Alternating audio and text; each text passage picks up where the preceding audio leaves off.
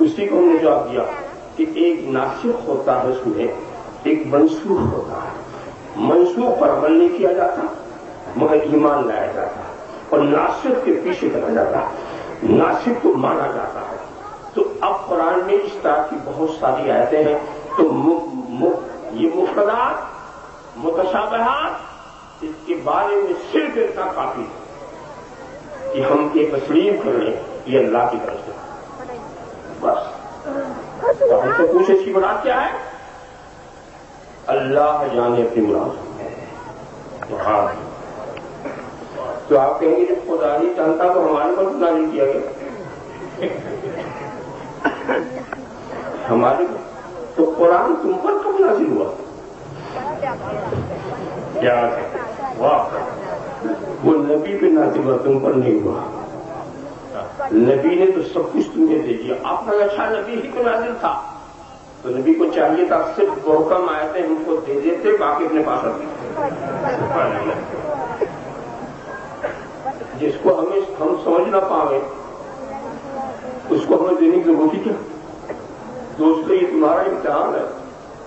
اللہ، یہ تمہارا امتحان ہے.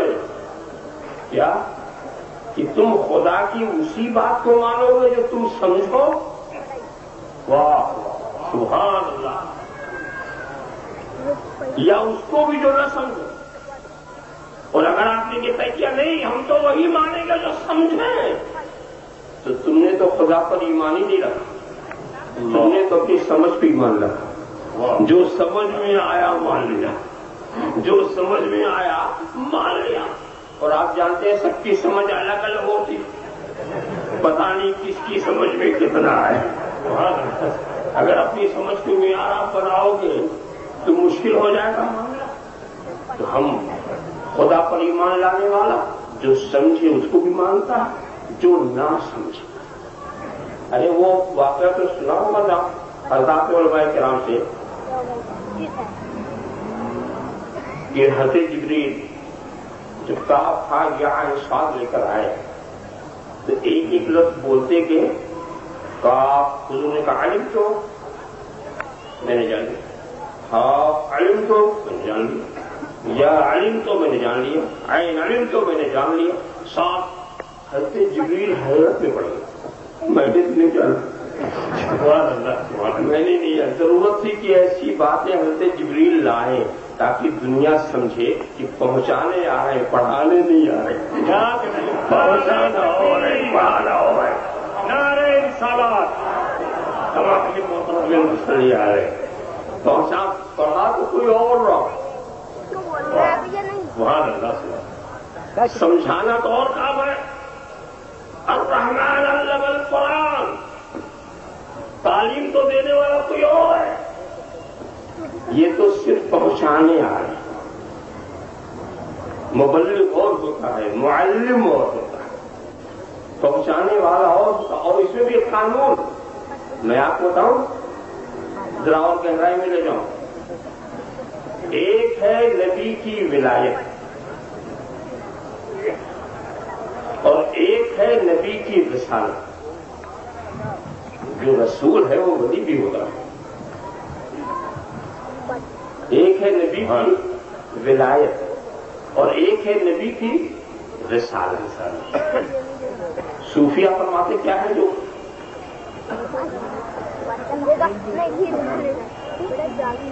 کہ نبی کی ولایت نبی کی رسالت سے افضل. اللہ، یہ کسی اور ولی کی ولایت افضل نہیں ہے جو آپ کو کہا. نبی ہی کی صفات کی بات ہو رہی. یہ صفت نبی کی اس صفت سے ہوتا.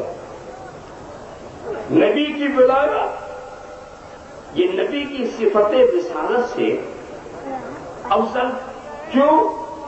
ولایت نام ہے قرب الہی کا، اور قرب کس کو کتنا ملتا جیسا مقرر. واہ، یہ ہم نہیں کہہ سکتے کون کتنا قریب، کون کتنا قریب. وہ تو مقرر کی حیثیت دیکھو کہ کون کہاں تک پہنچا. تو قرب الہی، قرب معبود، یہ ہے ولایت، اور مخلوق کے لیے آنا یہ ہے رسالت۔ تو خدا کے جو احکام نبی کی ولایت کے اوپر نازل ہوتے ہیں اس میں ملک کا واسطہ نہیں، جو احکام نبی کی ولایت پر نازل ہوتے ہیں اس کا ملک کا واسطہ نہیں، نبی مختار ہے، جس کو چاہے جتنا بتائے، وہ اس کا تعلق تبلیغ و رسالت سے نہیں ہے، تبلیغ و رسالت سے تعلق ان احکام کا ہے جو جبرائیل رسالت پہ لاتے ہیں، جو حضرت جبرائیل کے واسطے سے نبی کی رسالت پر جو چیز آئے وہ پہنچانے کے لیے رہتی ہے، بغیر وسیلے جو ہے، بغیر وسیلے جو ہے اس کا نزول ولایت پر ہونا، فاؤہا الی عبدہ ما اوحی، دے دیا اپنے بندے کو جو دے دیا، وہاں کسی فرشتے کا وسیلہ نہیں تھا، وہاں نبی کی ولایت تھی اور خدا کا فضل تھا۔ اللہم صلی علی سیدنا محمد کما اترتا بہن تصلی علیہ۔ اب آپ خیال کرتے چلیں، آپ الکتاب نبی کی رسالت کی عظمت دیکھو کہ جو کتاب نبی کو دی گئی وہ عظیم کتاب، اس سے بڑی کوئی کتاب نہیں۔ عظیم رسول کے لیے جو کتاب منتخب کی گئی وہ عظیم، اور ایک روایت کے سلسلے، ایک روایت کو اگر سامنے رکھا جائے تو ایک عجیب اور نقطہ نکلتا ہے۔ جلال الدین سیوطی نے جس کو اس روایت کا ذکر کیا، روایت کے حساب کہ انبیاء کرام پر جو وحی کا نزول ہوتا تھا، جو صحیفے آتے تھے، جو کتابیں آتی تھیں، وہ سب عربی زبان، وہاں سے نزول جو ہوتا تھا وہ عربی زبان۔ تو نبی کیا کرتے تھے کہ اپنی قوم کی زبان میں اسے پیش کرتے تھے، اس کو اپنی قوم کی زبان میں۔ یہ بھی بڑا اعجاز تھا کہ عربی زبان، جس قوم کی زبان نہ ہو اس میں نبی ہو وہ عربی جانتا ہو۔ تو اب خدا کی کتاب آتی تھی کس میں؟ عربی زبان میں۔ تو جس زبان میں آئی اور جس کے پاس آئی کتاب اسی کو ملی نا۔ اصل کتاب چاہے کوہ طور سے کوئی لائے، چاہے صحیفوں کی شکل میں نازل ہو، چاہے کتاب، جب اصل زبان عربی میں جو نازل کس کے پاس رہ گئی؟ وہ نبیوں کے پاس رہ گئی، وہ رسولوں کے پاس رہ گئی، ان کتابوں پر ہمارا ایمان رہ گئی، اور نبی نے اس کو اپنی زبان میں، کہیں سریانی، کہیں عبرانی، مختلف زبانوں میں انہوں نے پیش کی۔ تو اب یہ جو دوسری کتاب بنی، یہ تو اس زبان والی کتاب نہیں ہے، تو یہ اللہ کا کلام تو ہے، اللہ کی کتاب نہیں۔ یہ اللہ کا کلام تو ہے، اللہ کی کتاب نہیں۔ کتاب تو نبیوں تک محدود ہو گئی، رسولوں تک پہنچ گئی، اور کلام آگے بڑھا، مگر یہ امت محمدیہ کی خوش نصیبی دیکھو کہ نبی خدا کا کلام بھی دے رہا ہے اور خدا کی کتاب بھی دے رہا ہے۔ نعرہ رسالت، شیخ الاسلام۔ ایسی کتاب، ایک بات اور میں بتاؤں، یہ کتاب بھی عجیب چیز ہے۔ کتاب کے سمجھنے کے لیے عقل چاہیے نا، اور کتاب لکھنے کے لیے بھی عقل چاہیے۔ نہ بے عقل کتاب لے سکتا، سمجھ سکتا ہے، نہ بے عقل کتاب دے سکتا ہے۔ کیا سمجھے آپ؟ دیکھو، ہر عقل دو کتاب کے بیچ میں، ہر عقل دو کتاب کے بیچ میں، کیا مطلب؟ ایک کتاب سے میں نے سیکھا، پھر کتاب لکھ دی، تو دوسری کتاب تیار ہو گئی۔ کیا میری عقل دو کتاب کے بیچ میں آ گئی؟ تو ایک وہ کتاب جو دینے والی ہے، ایک وہ کتاب جو لینے والی ہے۔ تو ایک تو آپ میری عقل سے پہلے ایک کتاب، اور میری عقل کے بعد ایک دوسری کتاب، تو میری عقل دو کتاب کے بیچ میں آ گئی، اور ہر کتاب دو عقل کے بیچ میں، ایک عقل نے دیا دوسری عقل نے لیا، کیا ہر کتاب دو عقل کے بیچ میں آ گئی، ہر کتاب دو عقل کے بیچ میں، اور ہر عقل دو کتاب کے بیچ میں، ایک کتاب وہ جس سے میں نے لیا، ایک وہ جو میں نے دیا، دو کتاب کے بیچ میں آ گیا ہوا، اور جو میں نے دیا آپ نے لیا، تو یہ کتاب ہم دونوں کی عقل کے بیچ میں آ گئی، ہم نے دیا آپ نے لیا، تو یہ کتاب ہم دونوں کے بیچ میں آ گئی۔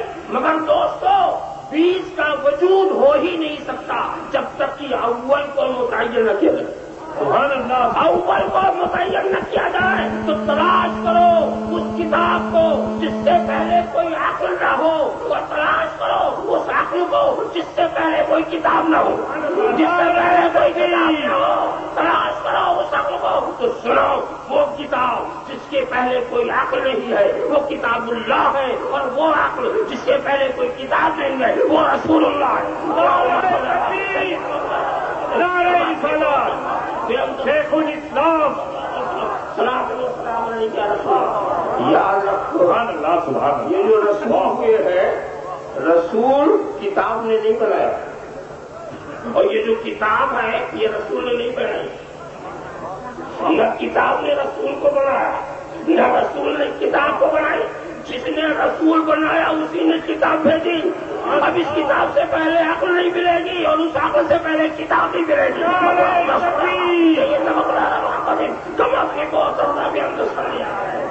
شیخ الاسلام، نہیں کیا رسول اللہ۔ اب آپ سوچتے رہے ایسی عظیم کتاب اس میں شک، تو چیلنج کر دیا قرآن نے، ان کنتم فی ریب مما نزلنا علی عبدنا فاتوا بسورۃ من مثلہ، چیلنج وسیع اور بلیغ لوگوں کو چاہیے کہ اگر تمہیں شک ہے ایک سورہ جیسی لے آؤ، اگر تمہیں شک ہے یہ خدا کی کتاب نہیں اس کے مثل لاؤ، اور یہ ان کو چیلنج کیا گیا تھا، اس چیلنج کے پہلے مخاطب، چیلنج تو قیامت تک نہیں، پہلے مخاطب وہ تھے جو اپنی فصاحت و بلاغت کے آگے کسی کو مانتے ہی نہیں، وہ اپنے ہی کو بولتا سمجھتے تھے، باقی سب گونگے، انہوں نے ہم کو عجم کہہ دیا تو ہم بھی عجمی ہی رہے، ہم سب گونگے، عرب ہی بولنے والا اور سب گونگے، مگر ان بولنے والوں کی بولتی بند ہو گئی، لاؤ اس کی بیس۔ ایک بات سنو، یہ کتنا آسان کام ہے، نہ لڑائی کی ضرورت نہ جھگڑے کی ضرورت، نہ بائیکاٹ کی ضرورت، نہ بدر و حنین کی ضرورت، نہ غزوہ خیبر کی ضرورت، نہ ہجرت پر مجبور کرنے کی ضرورت، ارے اسی کتاب کے مثل ایک سورے لے آتے اسلام باطل ہو جاتا، واہ واہ اتنا آسان، واہ، سب جم کر کے مثل آتے اور پھر کہہ دیتے لوگ مثل نہیں آیا، اب یہ خدا کا کلام نہیں رہا، اب جو خدا کا کلام نہیں تو اسلام باطل، مگر سب کچھ کیا ہے یہ کیا کر سکے، سب کچھ کیا، لڑائی کیا، جنگ کیا، کنٹے بچھائے، تلوار دکھائی، نیزے چلائے، آسان کام، کہ مت سمجھو کہ کوشش نہیں کی، بڑی محنت کی، ایسا نہیں، جب دیکھا کہ اس کے مثل ہم نہیں لا سکتے تو سوچا کچھ عیب نکال دو، بڑے بڑے فصیح لوگ بیٹھے اور بیٹھ کر سوچا کہ اس میں 3 لفظ ایسے ہیں جو فصیح نہیں ہیں، واہ واہ، 3 پورے قرآن میں 6666 آئے، بے شمار کلمات اس میں نکلا 3، وہ بھی ان کی سمجھ سے، اور آ کر کہہ دیا یہ فصیح نہیں ہے۔ کون سا ایک لفظ ہے قرآن میں؟ عجاب، ایک لفظ ہے حضوا، یہ الفاظ کہا یہ فصیح نہیں ہے. اور ایک لفظ ہے کبار. یہ تین لفظ کبار حجاب خضوع یہ تین لفظ ایسے ہیں یہ فصیح نہیں. تو حضور نے کہا اس کا فیصلہ کون کرے؟ تو ایک بڑا بڈھا خوراک کوئی فصیح بلی کہا بس وہ فیصلہ کرے وہ بتائے اس سے پوچھو. تو ابھی اس پر یہ بتایا نہیں گیا کہ سب مسئلہ کیا کاشا بلا کے لاؤ. وہ آ گیا. جب آیا وہ بوٹھا تھا یہ تو حضور نے کہا بیٹھ جا. بیٹھ گیا. کھڑے ہو جا. کھڑا ہو گیا. بیٹھ جا. پھر بیٹھ گیا. کھڑا ہو جا. اس کو غصہ آ گیا. اس کو غصہ آ گیا اور کہتا ہے اتک تخذونی حضوا وانا شیخ القبار هذا منك لشيء عجاب.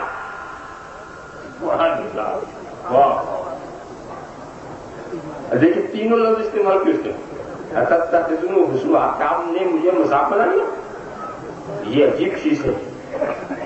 میں شیخ کبار بوڑھا ضعیف آدمی ہوں اور آپ نے میرا مذاق بنا لیا. آپ جیسے تو یہ بات بڑی عجیب ہے. تو یہ تینوں لفظ استعمال کیا. اب آپ بیٹھیے آپ سے یہی پوچھنے کے لیے آئے یہ تینوں لفظ فصیح ہے کہ نہیں. بقیہ تو سب خاموش ہو کے بیٹھ گئے. بقیہ تو سب خاموش ہو کے بیٹھ گئے. کہا اس سے زیادہ فصیح تو کوئی لفظ ہی نہیں. کیا کہتے ہیں دیکھا کوشش کی. ایک مرتبہ صحابہ کرام کو بھی کیا سمجھے. صحابہ کرام اصل میں ہوتا یہ تھا کہ لوگ قصیدے لکھ کے کعبے کی دیوار پہ لٹکا دیتے تھے. تو اس وقت جو بڑا فصیح آدمی ہوتا تھا وہ آ کے دیکھتا تھا اس کی اصلاح کرتا تھا. تو بڑے قصیدے جو لٹکے ہوئے ہیں جو ہمارے یہاں بھی کہیں پڑھائے جاتے ہیں سبع معلقہ وہی لٹکے ہوئے قصیدے ہیں جن پر اس کی نظر اور وہ جب نظر ڈال دیں تو اس کا مطلب یہ ہوا کہ اب اس میں کوئی نقص نہیں. تو صحابہ کو بھی ایک بات سوچی. انہوں نے سورہ کوثر کو ایک تختی پہ لکھا اور ایسا لکھا جیسے مصرے لکھے جاتے ہیں. انا اعطیناک الکوثر فصل لربک وانحر ان شانئک هو الابتر. اب جیسے مانو 3 مصرے تیار اور لٹکا دیا کہ چوتھا کیا لگاتا. لٹکا دیا کہ اب چوتھا کیا لگاتا. وہ آیا دیکھتے ہوئے دیکھتے جب اس تختی پر آیا ٹھہر گیا. اس تختی پر آیا تو ٹھہر گیا. تھوڑی دیر سوچتا آپ نے کچھ لکھ کے آگے بڑھ گئے اور آ گئے. جب بڑھا تو صحابہ پہنچے تو دیکھنے لگے لکھا کیا اس نے. تو لکھا ھذا لیس من کلام البشر انا اعطیناک الکوثر فصل لربک وانحر ان شانئک هو الابتر. ھذا لیس من کلام البشر. یہ آدمی کا کلام نہیں ہے. کسی آدمی کا کلام ہے.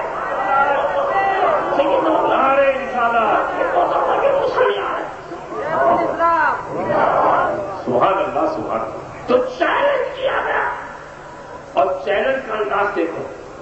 جب اور بھی باریکی میں آپ کو لے چلو. باریکی پہ لے لو.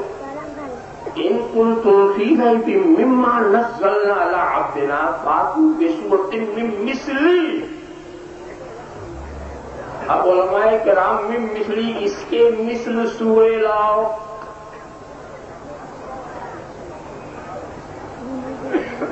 کسی کا ذکر نا فلاں صاحب آئے اور وہ گئے تو وہ سے آپ سمجھیے جو آئے تھے وہی گئے. یہ اشارہ. تو پہلے 2 باتوں کا ذکر تھا. ایک تو مما نزلنا ما نزلنا کا پہلے ذکر. اس کے بعد 2 کا ذکر ہے عبد دینا. فاتوا بسورۃ من مثلہ مثل عبد میرے عبد کے مثل. تو عبد کا بھی ذکر ہے. ما انزلنا علی عبدنا ارے آپ کا بھی ذکر ہے، ماں نزلنا کا بھی ذکر ہے. اب اس میں کس کی مثل؟ عبد کی مثل یا جو نازل ہوا اس کی مثل؟ سبحان اللہ.